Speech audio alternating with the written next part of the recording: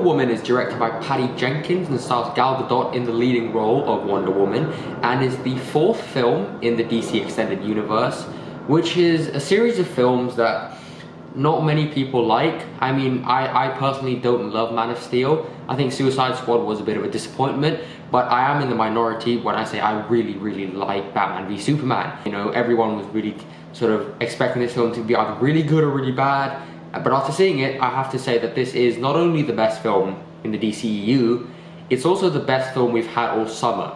And I say it all summer because I still like Logan more.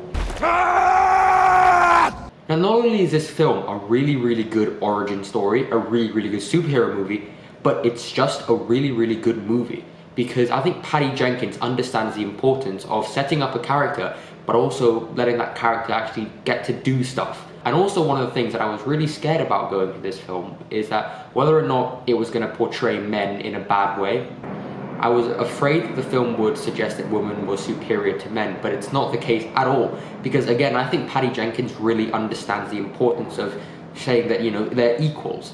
And Wonder Woman, a lot of the times in this film, can't do the things that she does without the help of some of the male characters. And both her and Steve Trevor, who is played by Chris Pine, both of their characters not only contribute to the development of the story, but to the development of each other as well, which I really like. And I really like that aspect of the film because it shows that this film can be sort of empowering to women, but it can also be understood and appreciated by men. And I really like that aspect of the film.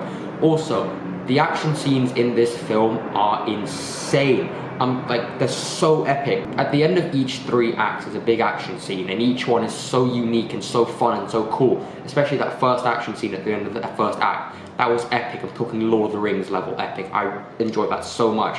And the close-up hand-to-hand combat stuff, no shaky cam, no over-edits, and the slow-mo, fast-mo thing that Zack Snyder and Michael Bay used was actually used really well in this film. And I also think that this film understands the importance of fleshing out your characters and making them feel believable, relatable, likable, making them feel like actual people. And that's why pretty much the second act of this film devotes a lot of its time to fleshing out these characters. And I think that some people might say that that portion of the film can be considered slow. But I think that although there are moments that I would cut out, because this is almost 2.5 hours, this film, it's really long.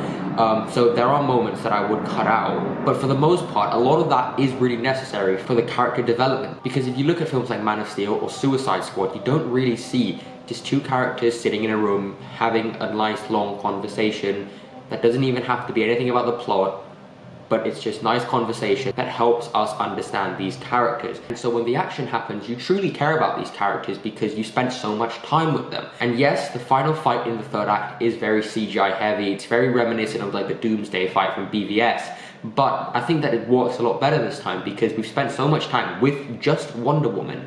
And you know, the CGI isn't just some faceless CGI army, it's actually used to enhance the scene, and I feel like it really works. Going back to when I said that this film was not only a good superhero film, but it's also a good film, this film takes place around the time period of World War I, and it addresses a lot of the problems that I have, that people have with how wars were fought and how it's run and stuff like that.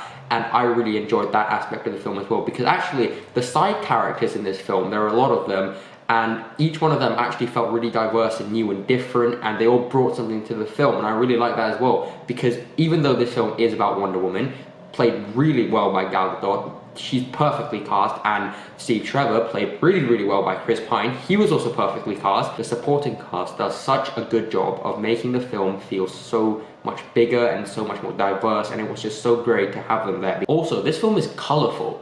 I mean, the cinematography is on point. The cinematography combined with the digital shots and the practical shots, it was really great. And like I said, it's colourful. I've said before that DC movies need colour, and like, this is really satisfying. Easily my biggest problem with the film, and to be honest, there aren't many, are the villains. I think that this is something that superhero movies as of late have been struggling with. And even though I actually like the final villains, all the other ones were really dull, really underdeveloped, and I just did not care about them at all. In fact, if I watch this film for a second time on DVD or Blu-ray on my laptop, I can see myself just fast forwarding, skipping through all those bits because they're just so incredibly irrelevant after you watch this film for a second time. If you've seen the film, then I think you'll understand what I mean. But aside from that, Wonder Woman is a brilliant origin story.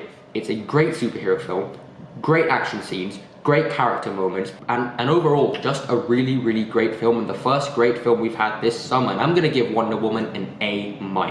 Guys, thank you as always for watching. I'll have my Dark Knight review coming out within the next week or so. I've been pretty late on that, but I hope to get that out quite soon. Thank you as always, guys, for watching. Thank you.